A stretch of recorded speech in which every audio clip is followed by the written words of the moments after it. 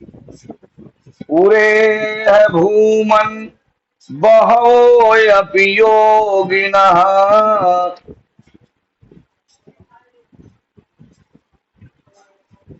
त्वत्तर्पितैहा निज कर्म लब्ध्या विबुध भक्तेव कथोपनीतया प्रपे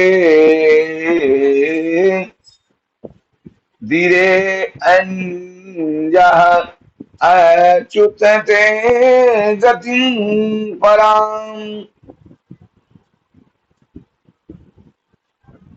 ब्रह्मा जी कहते हैं, हे सर्वशक्तिमान, भूतकाल में इस संसार में अनेक योगी जनों ने अपने कर्तव्य निभाते हुए तथा अपने सारे प्रयासों को आपको अर्पित करते हुए भक्ति पद प्राप्त किया है। हे अच्युत, आपके श्रवणता कीर्तन द्वारा संपन्न ऐसी भक्ति से वे आपको जान पाए और आपकी शरण में जाकर आपके परम धाम को प्राप्त कर सके। तथापि भूमन महिमा अगुण सते विबोधुम अर्हति अमल अंतः आत्मभि अभिक्रियात् स्वानुभवात् अरूपतः ही अनन्य बोध आत्मतया च आत्मतया न च अन्यथा।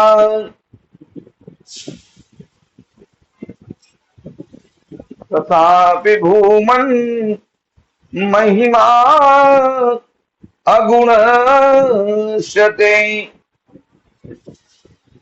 विबोधुम अर्हति अमलयन्त आत्मभि अभिक्रियात् स्वानुभवात् अरूपतो ही अनन्य बोध आत्मतया च अन्यथा। ब्रह्मा जी कह रहे हैं, किंतु अभक्त गण आपके पूर्ण साकार रूप में आपका अनुभव नहीं कर सकते। कौन अनुभव नहीं कर सकता? जो भगवान की भक्ति नहीं करता, अभक्त, फिर भी हृदय के अंदर आत्मा की प्रत्यक्ष अनुभूति द्वारा वे निर्विशेष ब्रह्म के रूप में आपका अनुभव कर सकते हैं। किंतु वे ऐसा तभी कर सकते हैं जब वे अपने मन तथा इंद्रियों को सारी भौतिक उपाधियों तथा इंद्रिय विषयों के प्रति आसक्ति से शुद्ध कर लें। केवल इस विधि से ही उन्हें आपका निर्विशेष स्वरूप प्रकट हो सकेगा। तात्पर्य में श्री प्रभुपाद जी कहते हैं कि परमेश्वर के समस्त दिव्य स्वरूपों को समझ पाना बद्ध जीवों के लिए कठिन है। जैसा कि श्रीमद् भागवत के प्रथम स्कंद के स्कंद 1 अध्याय 2 श्लोक संख्या 11 में पुष्टि हुई है। हरे कृष्ण।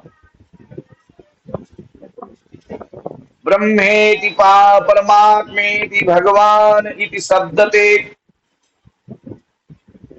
भगवान के अस्तित्व को क्रमशः निर्विशेष तेज घटघटवासी अंतर्यामी परमात्मा तथा अपने नित्य धाम में वास करने वाले भगवान के रूप में समझा जाता है। कृष्ण का अस्तित्व भौतिक गुणों से परे, इसलिए यहाँ पर भगवान को अगुणस्थ कहा गया है। भगवान भौतिक गुणों से परे हैं।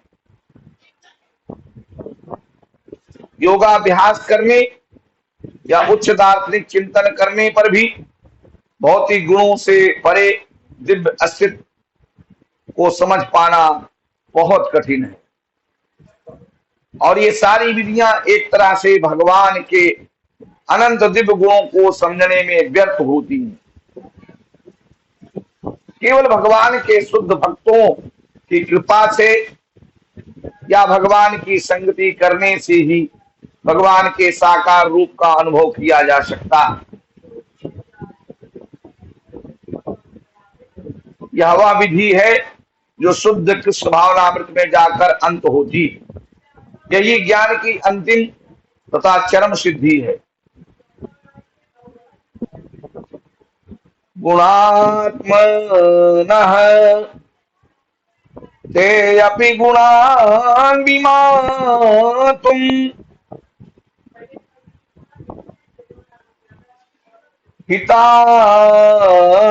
हितावतीर्णश्च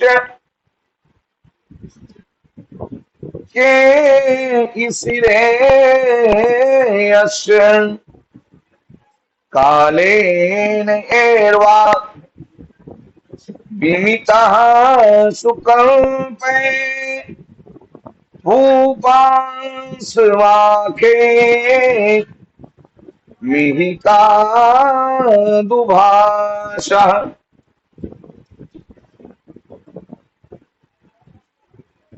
ब्रह्मा जी कह रहे हैं, समय के साथ विद्वान दार्शनिक या विज्ञानी पृथ्वी के सारे परमाणु, हिम के कण या शायद सूर्य, नक्षत्र तथा ग्रहों से निकलने वाले ज्योति कणों की भी गणना करने में समर्थ हो सकते हैं। ब्रह्मा जी कह रहे हैं कि समय के साथ एक समय आए कि विद्वान दार्शनिक या वैज्ञानिक पृथ्वी के सारे जो परमाणु हैं, छोटे छोटे परमाणुओं को गिन लें, छोटे छोटे हिमकणों को गिन सकें, सूर्य, नक्षत्र और ग्रहों से निकलने वाली जो ज्योति है, ज्योति के जो कण हैं, उनकी भी गणना करने में समर्थ हो जाए। किंतु इन विद्वानों में ऐसा कौन है जो आप में अर्थात पूर्ण पुरुषोत्तम भगवान में निहित असीम दिव्य गुणों का आकलन कर सके? कोई नहीं कर सकता। भगवान के दिव्य गुणों का आकलन कोई कर नहीं सकता। ऐसे भगवान समस्त जीवात्माओं के कल्याण के लिए इस धरती पर अवतरित हुए हैं।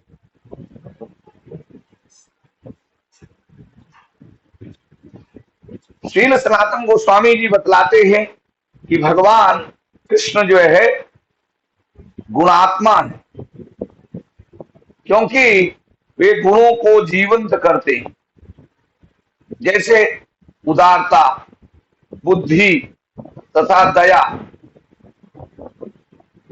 जैसे गुणों की विवेचना तो की जा सकती है, किंतु ये सजीव तभी होते हैं जब कोई सजीव व्यक्ति उन्हें प्रकट करता है।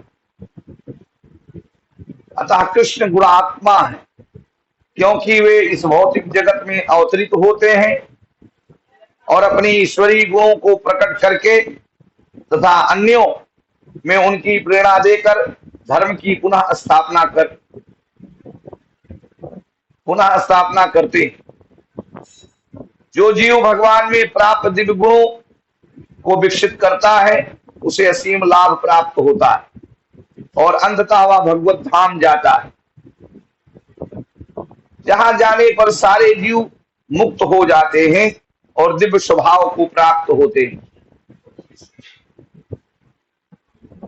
श्री सनातन गोस्वामी आगे यह भी बतलाते हैं कि भगवान हर जीव के लाभ हेतु एक विशिष्ट आध्यात्मिक गुण प्रदर्शित करते हैं।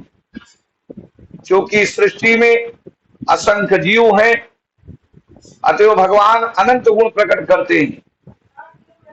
इस तरह प्रत्येक मध्य जीव भगवान को विशिष्ट रूप से जान सकता है। यहां पर उदाहरण दिया गया है कि भले ही सबसे विद्वान पंडित गण पृथ्वी, बर्फ, हिम जो है या प्रकाश के कणों की गणना कर ले, किंतु तो भी वे भगवान के गुणों को समझ नहीं पाएंगे। इस उदाहरण में पृथ्वी, हिम तथा प्रकाश उत्तरोत्तर सूक्ष्म होते जाते हैं, अतः उनके अनंत कणों की गणना कर सकना एक प्रकार से बहुत ही कठिन है। श्री विश्वनाथ चक्रवर्ती ठाकुर जी के अनुसार भगवान शंकरसन जैसे महापुरुषों ने पृथ्वी के ही नहीं अपितु सारे ब्रह्मांड भर के परमाणुओं की संख्या की गणना की है। हाँ, भगवान शंकरसन। फिर भी शंकरसन जैसे व्यक्ति जो कि अनादिकाल से भगवान की महिमा का निरंतर गान करते रहते हैं, उन गुणों की गणना के अंतिम दौर में भी नहीं पहुंच पाए, भगवान के गुणों की गणना नहीं कर पाए। भगवान कृष्ण वृंदावन में अपनी बाल लीलाओं के समय आश्चर्यजनक गुण प्रदर्शित करते हैं। वहां वे गोपिकाओं के घर में जाकर माखन चुराते हैं, अपनी सखियों के साथ नाचते हैं, अपने प्रिय संगी ग्वाल वालों के साथ उनके सर्वाधिक प्रिय सखा के रूप में क्रीड़ा करते हैं, खेलते हैं। यद्यपि ये सामान्य मानवीय क्रीड़ाएं प्रतीत होती, किंतु इन दिव्य लीलाओं में कृष्ण के असंख्य सुंदर गुण निहित हैं, जो शुद्ध भक्तों के जीवन आधार हैं। समझे? हाँ, तो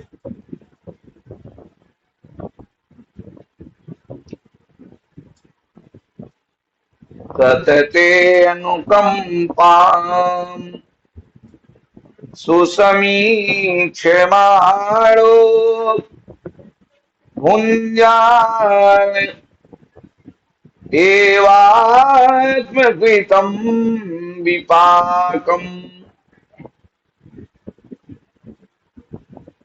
हितवाक् वपुर्भिः विदधन् नमस्ते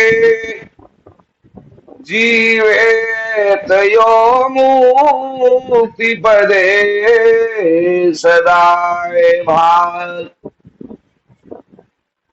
हे प्रभु, जो व्यक्ति अपने विगत दुष्कर्मों के फलों को धैर्य पूर्वक सहते हुए तथा अपने मन, वाणी का शरीर से आपको नमस्कार करते हुए सत्यनिष्ठा से आपकी अहेतु की कृपा प्रदत्त किए जाने की प्रतीक्षा करता है, वह अवश्य ही मोक्ष का भागी होता है, क्योंकि यह उसका अधिकार बन जाता है। ब्रह्मा जी भगवान से कहते हैं, यहाँ पर श्रील प्रभुपाद जी तात्पर्य में कहते हैं कि श्रील श्रीधर स्वामी टीका करते हुए बतलाते हैं कि जिस प्रकार वैद पुत्र को पिता का उत्तराधिकारी बनने के लिए केवल जीवित रहना होता है, किसी को अपने पिता की संपत्ति का उत्तराधिकारी बनने के लिए क्या चाहिए? उसको केवल जीवित रहना चाहिए और वो अपने पिता का उत्तराधिकारी बन जाता है। कानूनी तौर से सरकार पिता के न रहने पर पुत्र के नाम प्रॉपर्टी ट्रांसफर कर देती है। उसी तरह जो व्यक्ति भक्ति के नियमों का पालन करते हुए कृष्ण भावनामृत को अपना प्राण आधार बनाता है, क्या बनाता है? भगवान कृष्ण की भक्ति को अपना प्राण आधार बना लेता है। उसे भगवान की कृपा प्राप्त होती है। कहने का तात्पर्य है कि उसे भगवत धाम प्राप्त होता है, वह भगवत धाम को जाता है, उसका कंफर्म हो जाता है। एक बार जो कृष्ण की शरण में चला गया तो उसका भगवत धाम जाना कंफर्म हो गया, क्योंकि भगवान कहते हैं कि अर्जुन, मेरे भक्त का कभी विनाश नहीं होता, ना में भक्त्या प्रणश्यति। सृष्टि में कोई भी ऐसा व्यक्ति नहीं है जो मेरे भक्त का नाश कर सके। तो यह सुसमीक्षमाण शब्द सूचित करता है कि भक्त अपने पूर्व पाप कर्मों के कष्टकारक फलों का भोग करते हुए भी भगवान की कृपा की प्रतीक्षा करता है। भगवान कृष्ण ने भगवद गीता में कहा है कि जो भक्त उनकी शरण में चला जाता है उसे पूर्व कर्म का फल नहीं भोगना पड़ता। समझ गए आप? हाँ, पुराना जो हमने अपराध किया, हमसे जो अपराध हुआ, हम सबसे भगवान सारे अपराधों को क्षमा कर देते हैं। फिर भी चूंकि भक्त के मन में अपनी पूर्व पाप मनोवृत्ति के अवशेष रह सकते हैं, अतः भगवान कभी कभी अपने भक्त को दंड देते प्रतीत होते हैं, जो पाप के फलों जैसा हो सकता है। भगवान की संपूर्ण सृष्टि का उद्देश्य जीव की उस प्रवृत्ति को सुधारना है जिसमें वह भगवान के बिना भोग करना चाहता है। अतः किसी पाप कर्म के लिए,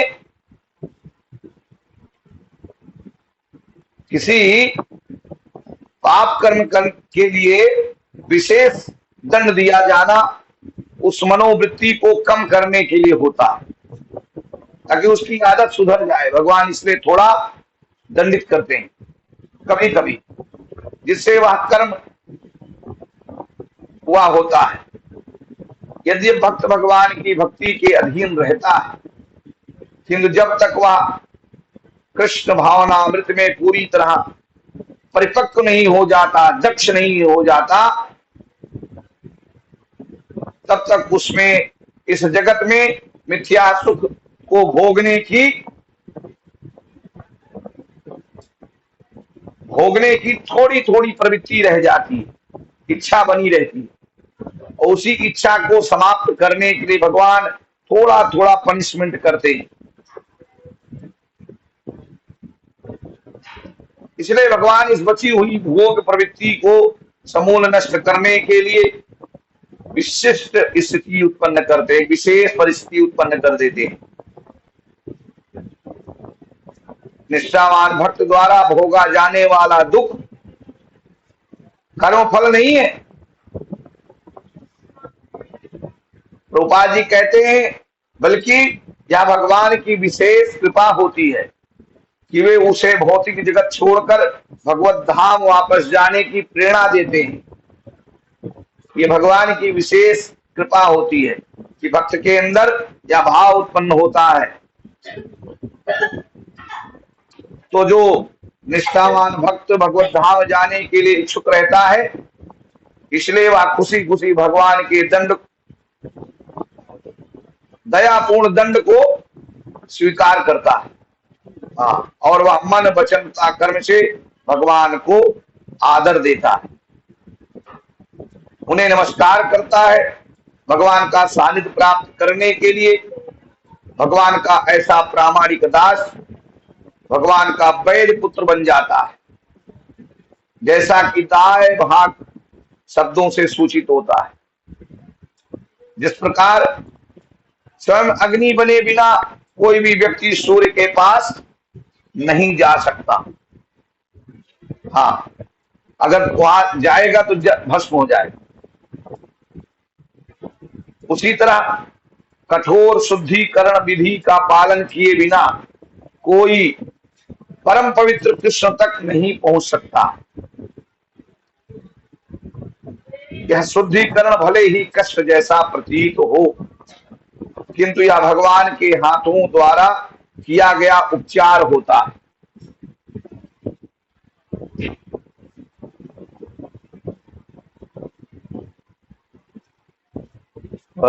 शेष में अनार्यम अनंत आदि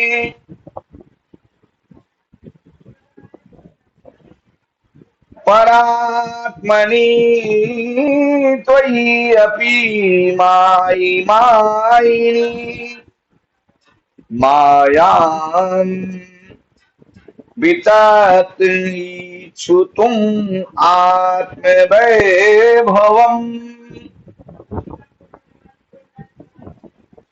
हि अहं कियान एच्छम्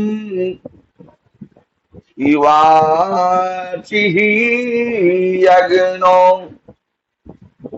ब्रह्मा जी कहते हैं, हे प्रभु, मेरी अशिष्टता को जरा देखें। आपकी शक्ति की परीक्षा करने के लिए मैंने अपनी मायामयी शक्ति से आपको आच्छादित करने का प्रयास किया, जबकि आप असीम है और आदि परमात्मा है, जो मायापतियों को भी मोहित करने वाले हैं। आपके सामने भला मैं क्या हूं? विशाल अग्नि की उपस्थिति में मैं छोटी चिंगारी की तरह हूं। विशाल अग्नि से अनेक चिंगारियां निकलती, जो उसकी तुलना में नग्न होती है ना। यदि एक छोटी चिंगारी मूल अग्नि को जलाने का प्रयास करे तो यह प्रयास उपहासात्मक होगा। इसी प्रकार अखिल ब्रह्मांड के सृष्टा ब्रह्मा भी भगवान की शक्ति की नग्न चिंगारी है। इसलिए ब्रह्मा द्वारा भगवान को मोहित करने का प्रयास निश्चित रूप से हास्यास्पद था। ब्रह्मा यहाँ पर भगवान कृष्ण को ईश कहकर संबोधित करते हैं, जो यह सूचित करता है कि कृष्ण न केवल सबों के स्वामी है, अपितु भगवान के निर्देशन में ब्रह्मांड का सृजन करने वाले उन ब्रह्मा के भी स्वामी हैं, जो भगवान के ही शरीर से उत्पन्न है। भगवान कृष्ण को छलने के प्रयास के कारण ब्रह्मा को अपनी अशिष्टता पर लज्जा आई, अतएव वे उसके द्वारा दंडित होने या क्षमा किए जाने के लिए पूर्णतया राजी थे। यदि भगवान कृष्ण अपने भक्तों को अनुचित कार्य करने पर दंड नहीं दें तो उनकी मूर्खता बढ़ती जाए और वह उनके भक्ति भावों को पूर्णतया आच्छादित कर ले। इसलिए भगवान कृष्ण कृपा करके अपने भक्तों को अनुशासित रखते हैं और उन्हें भगवत धाम के मार्ग की ओर अग्रसर होने देते हैं। हरे कृष्णा।